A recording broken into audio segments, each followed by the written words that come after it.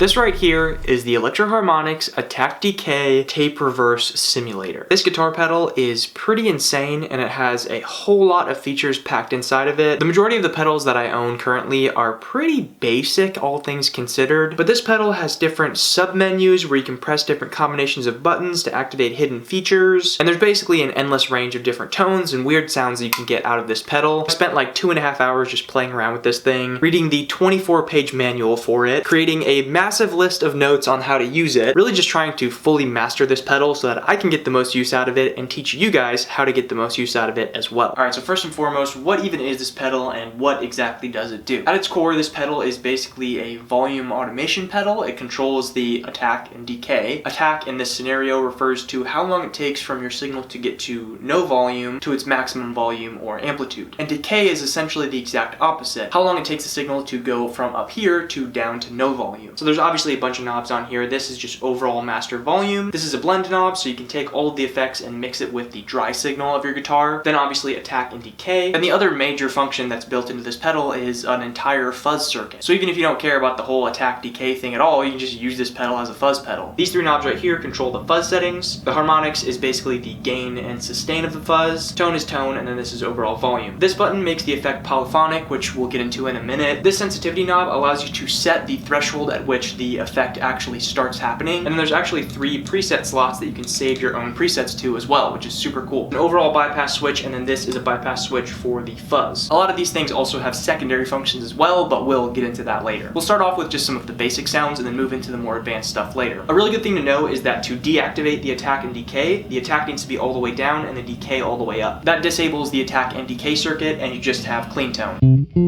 When we start to mess with these is when you'll hear the effect. You can hear when we turn up that attack, you get that swelling effect.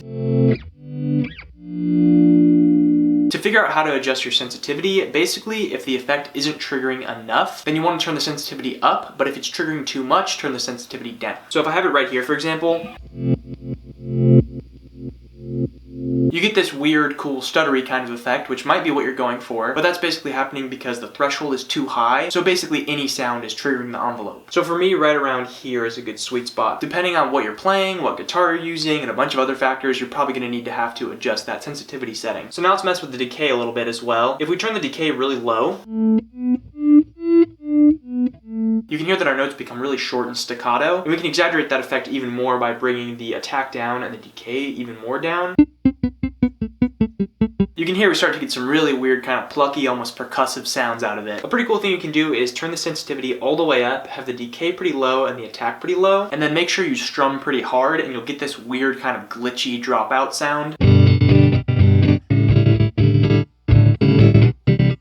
So another cool feature of this is that you can put it in polyphonic mode. So if you press this, when you have the pedal in the standard mode, every time the volume goes above the threshold that you set, the attack decay envelope will stop the one that's already playing and re-trigger. Whereas when you have it in poly mode, they'll play on top of each other. And they say that it sounds best when you're only either using the attack or the decay. So we're gonna try it with just a little bit of attack.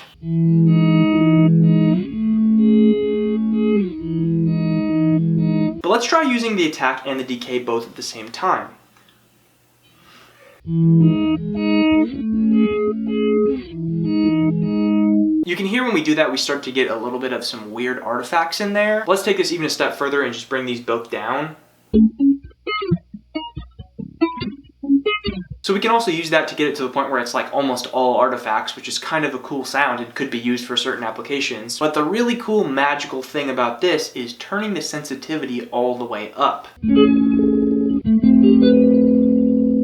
Really cool, totally crazy robot technology, R2-D2 kind of sound. Before we get too carried away with all the weird sounds, I have to show you what the actual fuzz sounds like. So obviously, that activates the fuzz, and then I'm going to just turn the attack and decay settings off.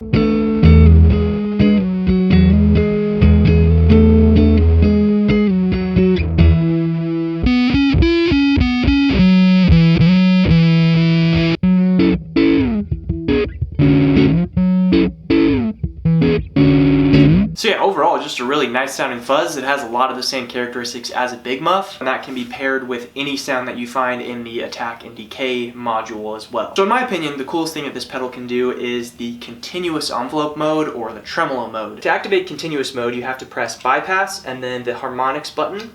It'll do some crazy blinking and then it'll be in continuous mode. In standard mode, when you play a note, it goes through the envelope cycle and then stops until you trigger it again. Whereas in continuous mode, when you pluck a note, the envelope will restart after it's finished without you needing to trigger it again. If you turn the attack and decay down, you get a tremolo, which you can adjust to your liking. A really cool sound you can make here is to turn the attack and decay basically all the way down.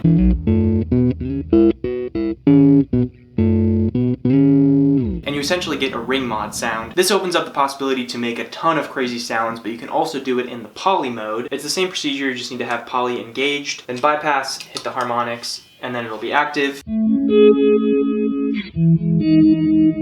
In the continuous poly mode, it's really cool if you turn the decay down and the attack down. You get these really crazy, weird, kind of sparkly, bubbly sounds, which I just absolutely love. I think that's such an awesome sound. If you want to exit the continuous envelope mode, we just do the same thing, bypass and do that. One of the features I haven't talked about yet is the presets, but in order to save a preset, you basically just find a sound that you like and then press and hold on whichever preset you want to save to, and then it will be saved. A cool way that you can use this is by pressing and holding on the harmonics button. It'll activate this P LED, and then you can click this to cycle through the presets, and then you just click and hold to deactivate that as well. There are so many more features and things that this pedal can do that I'm not going to be able to even cover in this video, but one thing I do want to show you that's really cool. This is going to be a mono only feature, so we'll disable poly. You're basically able to change the curve that the attack and decay functions use to actually create the sound. There's three options: linear, parabolic, and S-curve. If you press and hold poly in preset 2 and then click 1, this allows you to pick which curve you want for the attack. And then if you do poly, preset 2, and 3, this lets you choose what curve you want for the decay. The fact that you can adjust them both individually is really cool, and it basically allows you to create your own unique custom tremolo sounds in the continuous mode. Alright, so I know that's a lot of information, and that's probably only like 65 to 70% of what the pedal can do. Once you get the hang of it and play around with it enough to know how to get certain sounds, it is such a fun pedal to play around with, and you can get some really, really cool, crazy stuff. I'm going to put a link in the description to the manual for this thing. I implore you to read through it if you have one of these pedals. It'll give you a good insight into how to do everything with this. I'll also leave a link in the description to the actual pedal if you want to check it out as well. So after that absolute barrage of information that I just gave you, I think it's time that we make a song with this thing. Tomorrow we will do that. Alright, so that was a couple weeks ago when I filmed the whole demo of this pedal, but I'm pretty eager to actually make something with the pedal and see kind of how it fits into my music.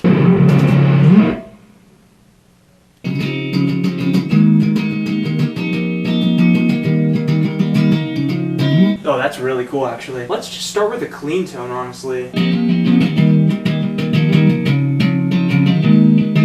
It's fast. It's very fast. Yeah, wow. It's like 180 BPM.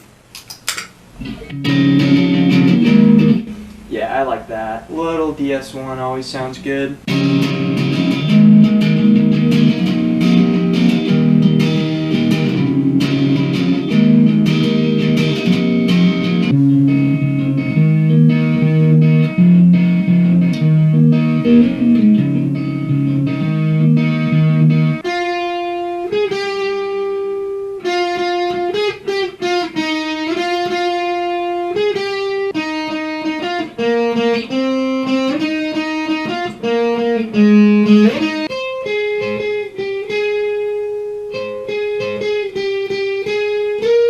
So far I haven't recorded any layers with the pedal, but we're gonna get there, we're gonna get there. Okay, I think it's time to actually use the pedal now. Let's figure out what we can do here.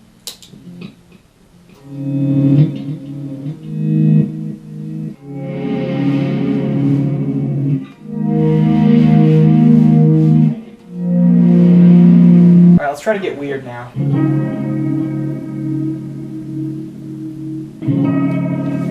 That's just kind of weird and wacky, but let's try it.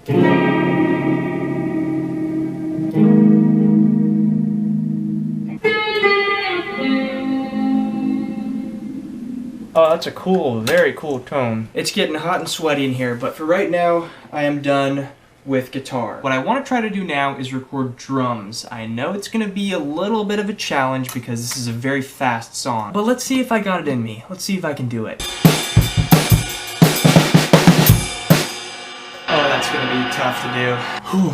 Okay, I believe in myself. I can do it. Oh, that's so fast. I'm really challenging myself here. We can do this. We can do this. We can do this. We can for sure do this. Fastest song I've ever drummed to. Let's go. It's the final countdown. Ba-da-da.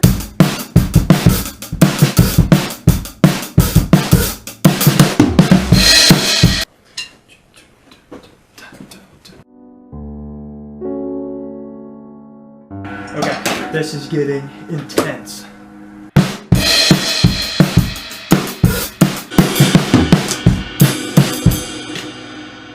Okay, that's a wrap for today. I'll be back in like maybe a few days. Alright, it's the next day. I tried for so long yesterday to record this and I just felt like I could not get it. Yesterday was Valentine's Day and my girlfriend made me these drumsticks that have pictures of us on them. So maybe that's the secret. Perhaps that's the trick that makes me play this drum part correctly.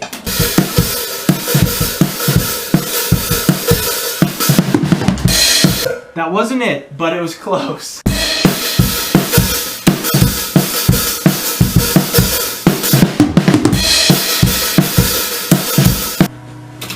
Holy moly, I think we did it. Now we mix the drums.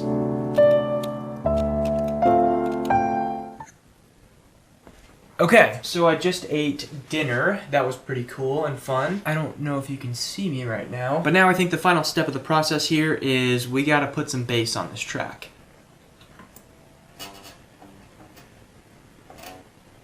Alright, bass is done for today, and so am I, quite frankly, so I'm gonna finish this up tomorrow. Okay everyone, so it's time to assess what this track actually needs. I really don't think it needs a whole lot, but maybe we can get a couple more layers in there with the pedal. Let's just go ahead and see what we can do.